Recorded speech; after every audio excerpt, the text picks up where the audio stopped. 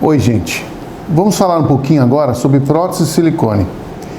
A prótese de silicone mamária foi criada há muito tempo atrás por 2 cirurgiões americanos. E eles simplesmente fizeram de uma maneira artesanal, né? Eles utilizaram a embalagem de um soro esterilizado e encheram de silicone e fizeram um saco.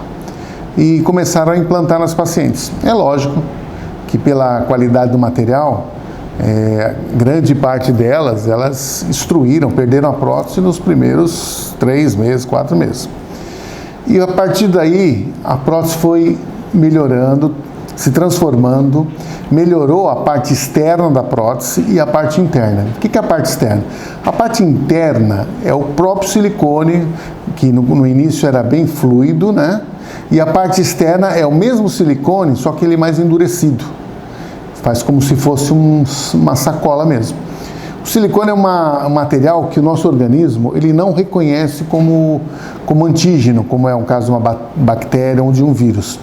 O organismo não sabe o que ele é, mas também sabe que não faz mal. Então o organismo, por si só, ele forma uma cápsula em cima dessa prótese, mas ele não destrói esse material.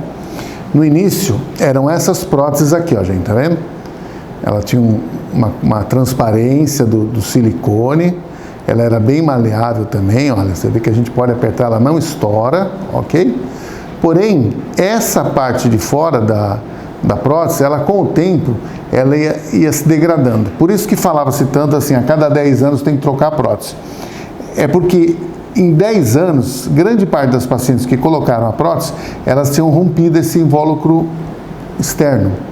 Então, o silicone esparramava, mas não saía para o corpo. Porque aquilo que eu falei, o organismo por si só, no começo já criou uma cápsula.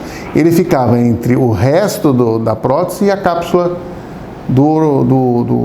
que o organismo criou. E isso fazia com que aparecesse, de início, algumas alterações. Essa cápsula, irritada pelo silicone interno, ela contraía. E aí começou a surgir uma das primeiras complicações da prótese, que é a contratura capsular, ok? Depois, o formato da prótese, da mama da paciente, o formato que ficava bilateral, uma delas, se tornava primeiro, sempre ficava diferente. Ela perdia aquela anatomia da prótese. Então, ela ficava dismórfica. Bom, essa prótese, ela foi modificada, né, durante os anos, e saíram as primeiras, que é o que a gente usa, que são as microtexturizadas. Que essa camada de fora é uma camada mais resistente e não é totalmente lisa. Ela tem umas ranhuras em que o organismo, ele penetra na cápsula dela entre essas ranhuras e tem uma taxa muito mais baixa de contratura, ó. Tá vendo? Ela mantém mais o formato, se vocês forem dar uma olhadinha, né? E ela também tem a mesma resistência, ó. Pode passar um carro em cima que ela não é destruída. Outra grande diferença é que surgiu uma nova textura, que é o poliuretano. O poliuretano é como se fosse uma espuma que é colocada em cima dessa outra prótese. Essa espuma, ela tem uma vantagem de aderir muito ao organismo e ter menos taxa de contratura capsular do que essa daqui, ok? O poliuretano, com o tempo, ele vai se dissolvendo também e ele termina como se fosse uma prótese texturizada. Outra coisa importante, se vocês forem observar bem, vocês vão ver a projeção da prótese, né? Essa é uma prótese normal, de projeção normal, e essa daqui é uma prótese de projeção alta. Então, este tamanho, em comparação ao diâmetro da base, ele é bem maior do que este daqui, que tem uma base maior e uma projeção menor. Para cada indivíduo existe uma indicação diferente, desta ou dessa daqui, ok? Esta é um outro formato, que a gente chama de um formato anatômico. Se vocês forem ver, a parte superior ela é mais chata e ela tem uma curvatura normal também da mama, que é uma curvatura que a gente vê normalmente nas manequins, ó. É uma prótese bem diferente se vocês forem comparar as duas, né? Certo? E esta daqui é uma prótese de glúteo. Eu sei que nós estamos falando de prótese mamária, mas ó, também existe uma prótese glúteo, uma prótese de quartzo, que ela é colocada entre o músculo glúteo. O músculo glúteo é muito grande nosso, mais ou menos ele tem uns 7 centímetros de espessura. Então ele permite que a gente faça um túnel fazendo 3 centímetros para cima e 4 para baixo. E a gente coloca a prótese como se fosse num sanduíche do músculo. Certo? Porque o glúteo ele é muito difícil da gente colocar em cima do músculo, porque a pele do glúteo não consegue segurar, e muito perigoso quando se coloca embaixo, porque já tem o campo já do nervo esquiático, de algumas estruturas vasculares importantes. Então ela tem que ser colocada dentro do músculo. E quanto à prótese mamária? A prótese mamária, dependendo do caso também, dependendo da paciente, ela pode ser colocada em cima do músculo ou abaixo do músculo. Certo? Na minha experiência, eu coloquei já das duas formas. Para pessoas que têm pouco tecido mamário, com muito pouca camada de gordura e pele, eu tenho colocado embaixo do músculo. Porque uma prótese dessa colocada em cima do músculo, que seria mais ou menos a minha mão, e aqui em cima, o que é tecido gorduroso e pele, ela seria muito marcada. Então traria uma visão artificial dessa mama. E o que a gente quer é que quando coloque a prótese mamária, exista um aumento da região do tórax, da mama, porém sem chamar a atenção, que seja uma coisa natural, seja ela de volume pequeno ou volume maior, certo? Bom, tirando essas próteses, ainda tem a prótese de panturrilha, né? Que é da batata da perna, que é uma prótese mais afilada. Normalmente, quem coloca muito são esses fisiculturistas, né? Que o músculo da panturrilha é muito difícil da gente hipertrofiar. Então, eles até colocam para poder fazer um formato melhor. Bom, como é que a gente escolhe o tamanho da prótese? Na minha opinião, na minha experiência, eu deixo que a paciente escolha. Ela vem numa consulta, eu vejo se ela tem indicação de colocar prótese, né? E a partir daí, a gente entra nos testes, né? Então, existem moldes, ó, eu vou mostrar para vocês, ó.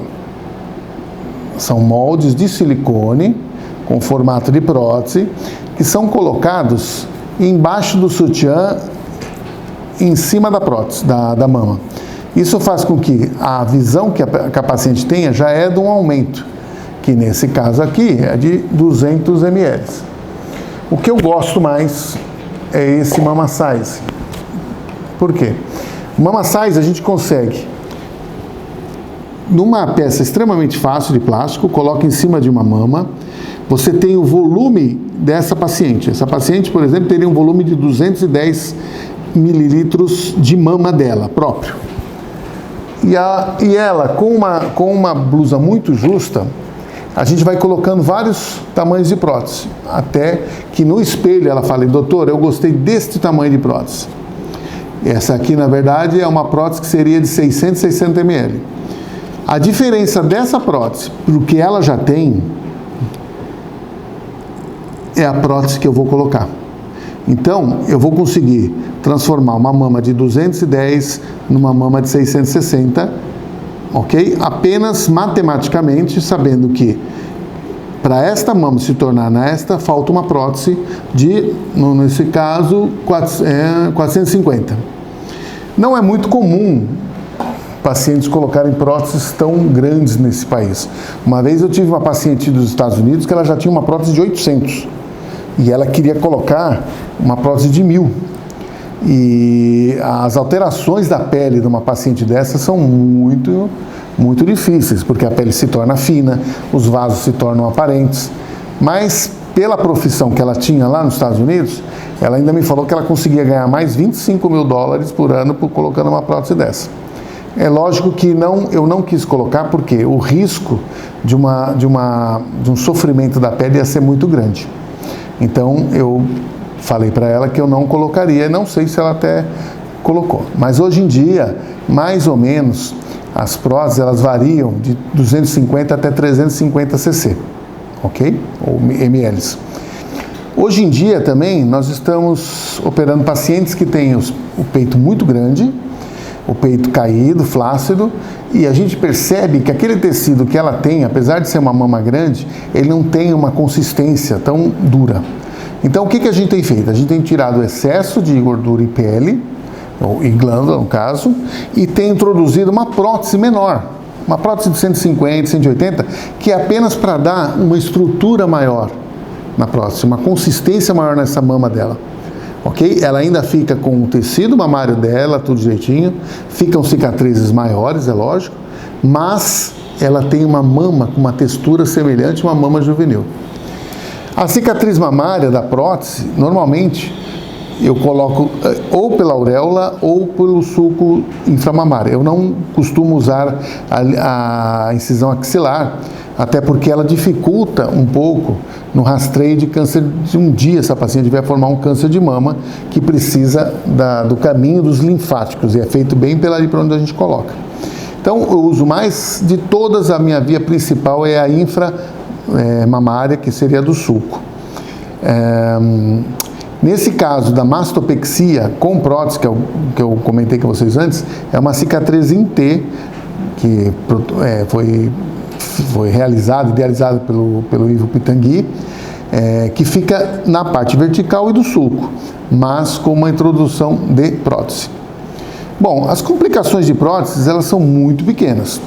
Talvez a complicação maior seja a contratura capsular, porque em determinados indivíduos, com determinada prótese, ele forma uma contração dessa cápsula da prótese, né? O que deforma, causa dor na mama. E o tratamento é retirar essa prótese e recolocar outra, porque quando a gente coloca uma outra prótese, a chance dela formar uma contratura zera e volta para os mesmos patamar, que é hoje em torno dos 3 a 5%, certo?